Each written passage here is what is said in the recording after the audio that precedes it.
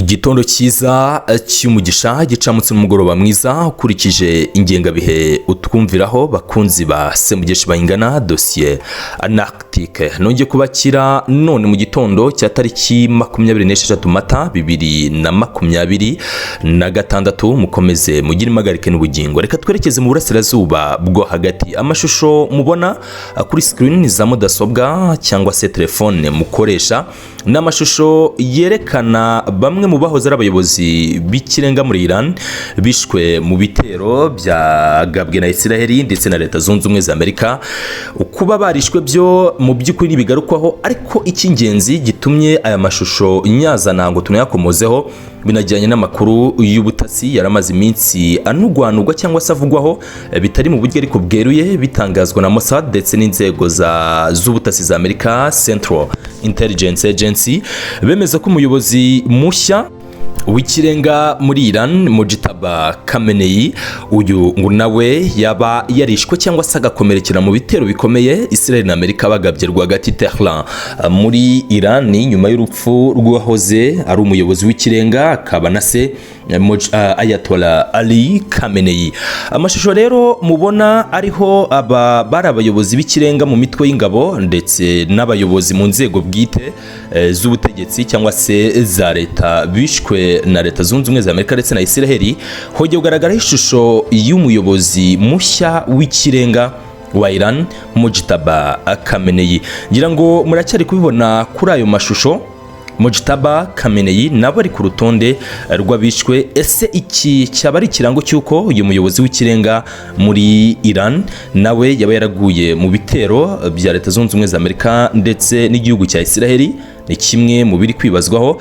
Ese cyaba ikimenyetso simusiga kigaragaza ko atakiri mu buzima, na cyane ko mu by'ukuri amaze igihe kitari gito atagaragara mu ruhame? Ngira ngo mu nkuru twakoze mu minsi yagiye itambuka twagiye tubikomozaho ko uyu mugabo akenshi bivugwa ko yaba yararashwe bikomeye agacibwa ukuguru cyangwa se mu bitero, ibyo bitero yagabwe bikangiza ukuguru n'igice kimwe cy'isura uburanga kikangirika, ibyo bikajyana n'urutugu ndetse n'ukuboko kw'ibumoso. Twagiye tubivuga mu biganiro byacu byatambutse.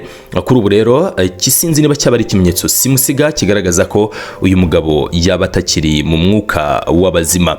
Biramutse ari uko biri, Iran cyangwa se abategetsi b'i Tehran bahita bihutira nanone gushyiraho undi muyobozi w'ikirenga. Nibizwi ngo yabande, niba yaba umuyobozi wa IRGC ni General Vahidi cyangwa se akabundi uwo ari we wese mu nzego z'ubutegetsi muri Iran, cyane ko ya systeme ya strategy iyoboye igihugu cya Iran dukunda gukomozaho, strategy ya mosaic defense ariyo bifashisha mu kugena abashobora kuba abayobozi babo. Reka rero twizere ko ibyaya makuru tuza kumenya byinshi biyerekeyeho, cyane ko habe Mossad yo yagiye yigamba cyane ko yaba yaramukomerekeje, ariko nigeze komoza ku bijyanye n'urupfu rwe, ariko ikemeza ko yakomeretse bikomeye ndetse bamwe mu begereye inzego z'ubutasi za Amerika, Central Intelligence Agency, bagiye babyemeza. Tehran ntacyo babivuzeho, ariko amashusho kandi ashobora kuba ikimenyetso simusiga cyerekana ko rwose ibishoboka n'ibigaragarira amaso y'abatakiri mu mwuka w'abazima, ukurikije uko bamushyize ku rutonde cyangwa se ari kumwe na bamwe mu babarishwe barangajwe imbere n'umuyobozi w'ikirenga wahoze ari umuyobozi w'ikirenga ari Khamenei. Reka rero ibi mbivemo twinjire mu zindi updates zigezweho. Nta kindi kiri kuvugwa n'ibiganiro bishobora kwegereza biri bugufi. Ubu noneho amasezerano mashya ari hagati ya Leta Zunze Ubumwe za Amerika ndetse n'igihugu cya Iran n'amasezerano ateye kuri ubu buryo. Leta Zunze Ubumwe za Amerika ndetse n'igihugu cya Iran mu bijyanye n'amasezerano ya nuclear noneho ngo abahadutse umuvuno mushya, aho Leta Zunze Ubumwe za Amerika zifuza ko igihugu cya Iran cyahagarika ibijyanye no gutunganya uranium mu myaka 10. Nyuma y'iyo myaka 10 akaba ari igihugu cya Iran cyatangiza cyangwa se cyakongera kuzura iyo mishinga yabo yo gutunganya uranium, igatunganywa ku rugero kandi nabwo rugereranyije bitari ukubyazwa kirimbuzi.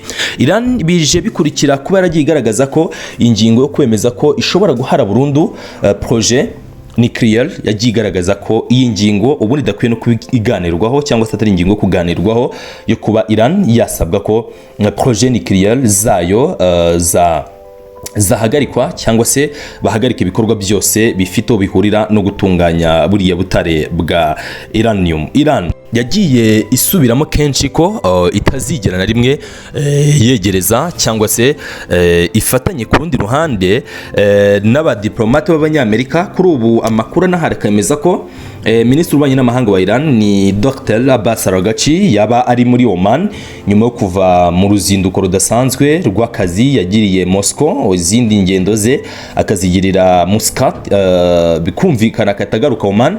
Arava Oman rero asubira Pakistan ace gato Tehran kuko ngo ibiganiro byo byaba biri bugufi ariko binashingiye ku ngingo z'uko Leta Zunze Ubumwe za Amerika nazo zakoroshya zikanimura ibijyanye no kubloka amayira Leta Zunze Ubumwe za Amerika zirimo muri ikira kigobe cya Oman. Niki rero Leta Zunze Ubumwe za Amerika ziri gushinzwa ukurikije nibiri kugenda bitangazwa na kindi Leta Zunze Ubumwe za Amerika urebye bari kureka amato ya Irani agaca mu kigobe cya Oman yagera kure aho Iran idafite ubushobozi mu bya gisirikare bakahita babona bakanzika n'ibitero byabo biremereye cyane. Ibingibi rero cyongeye kuba ikimenyetso kandi simusiga kigaragaza ko Leta Zunze Ubumwe za Amerika zadukanye amayeri mashya mu ntambara kuko amato y'ubucuruzi ya Iran ngari kujya gufatirwa inyuma cyane mu nyanja y'Abahinde hirengagijwe nkana ibyo amasezerano impande zombi zaba zifitanye. Ibi byose rero akaba ari kimwe mu bintu Iran iri kugenda igaragariza ibi bihugu cyane cyane nka Leta Zunze Ubumwe za Amerika n'abandi bose bashaka kuba bafatanya ibikorwa muri uru rugamba ko agomba kubaho kwigengesera kuri iyo ngingo. Amakuru kandi kubijyanye n'ibiganiro akongera kugaragaza ko Leta Zunze Ubumwe za Amerika zidakwiye kuvuga ko zishaka amahoro mu gihe ibikorwa zikora biganisha mu kuba bari mu ntambara. Icyambere giherwaho kuri iyo ngingo cyangwa se kimwe mu byavuzwe cyane kuri iyo ngingo nk'ubwo aba bategetsi b'Tehran mu gihugu cya Irani bagaragaza ko Amerika igifite amato yabo ya gisirikare azitira ibikorwa by'ubucuruzi bya Iran abashije guca mu kigobe cya Oman ari kujya gutangirirwa hepfo mu nyanja y'Abahinde hafi aho nyine yerekeza mu bihugu bigiye bitandukanye akagarurwa inyuma. Uretse ibingibi kandi na Amerika ikomeje kugaragaza ko mu buryo bwa gisirikare nabwo yiteguye kandi iri tayari. Ibi byose rero nibyo biherwaho hagaragazwa ko Amerika ikwiye kuba clear ikanagaragaza uruhande iriho mu gihe cyose byerekana cyangwa se bigaragaza ko hari ibikorwa bya gisirikare bari gutegura bikwiye kubanza gukurwaho ubundi impande zijya mu biganiro nazo zikinjira mu biganiro ariko zifite icyo ziheraho muri rusange. Nibi rero abadiplomate muri Iran bifuza ko Leta Zunze Ubumwe za Amerika zashyiramo ingufu binatandukanye cyane nyine n'izindi ntekerezo zifite aho zishobora guhurizwa n'igitutu cyashyirwa ku bategetsi batandukanye hariya mu gihugu cya Iran babwirwa cyangwa se bahabwa umurongo w'ibyo bakora mu gihe bo bagaragaza ko batumva kimwe ibijyanye n'iri tegeko rishobora gutangwa na Leta Zunze Ubumwe za Amerika. Mu yandi makuru binumvikana tuba tugaruka mbere yuko tuva muri iyi update reka dukomoze ku kuba perezida wa Leta Zunze Ubumwe za Amerika Donald J. Trump ariko inkuru ndaza kwivugaho byihariye namaze gukusanya ibimenyetso byose ariko yari yamaze guhagarika abadiplomate. Ikindi wamenya nuko bagerageje kumurasa Perezida wa Amerika Trump ariko kandi ibindi bizwi nuko nawe atakiri urutonde rw'abadiplomate bagomba kujya mu biganiro Islamabad muri Pakistan yari yamaze kubahagarika. Ni Perezida wa Amerika Trump warasubise urugendo rw'intumwa ze zihariye Steve Witkoff ndetse na Jared Kushner rwari ruteganyirijwe Islamabad muri Pakistan. Ibi yabitangaje ku munsi w'ejo tariki 25 Mata nyuma yuko yari yatangaje ko aba bombi bari bwerekeze Islamabad muri Pakistan mu biganiro na Iran. Trump yavuze ko gusubika urugendo byatewe nuko hakoreshejwe imbaraga nyinshi muri ibi biganiro ariko Iran ikinangira.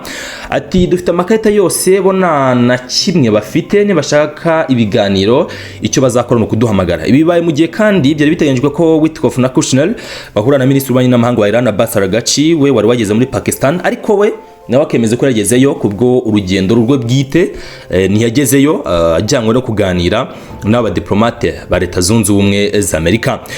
Nabwo Aragaci yageze muri Pakistan. Iran yaratangaje ko agiye mu biganiro na Iran kuko mu biganiro kuko n'ubundi nawe yarafite gahunda zisanzwe, ariko bibaye inshuro ya kabiri hategurwa ibiganiro hagati ya Amerika na Iran bigasubikwa bitewe na Iran yanze gusubira mu biganiro, aho bwa mbere byasubitswe bya tariki 21 Mata murabyibuka. Ibiganiro kandi byari kuba bigamije kugera ku masezerano no kurangiza intambara ya Iran na Amerika akubiyemo no gufungura inzira Hormuz yafunzwe n'intambara igateza ibibazo by'ubukungu hirya no hino mu isi. Ingingo nyivuza abanyarwanda murayumva kurusha undi wari we wese, murabiza babasha kugera ku masoko uko bihagaze nuko bimeze, ni kibazo gusa cy'isoko. Ubwo rero ibi nabyo akaba ari indi ngingo muri rusange igaragaza uko ibintu byifashe hirya ndetse no hino. Nacyambuza rero kubashimira mwese duhora tubana umunsi ku munsi, abahisemo mukanakunda platform ya Semugeshi bayingana dosiye na article. Nakindi nabifuriza kitari uburame n'ubugingo, muhahe muronke kandi mukomeze kugwiza Imana yo kumugisha.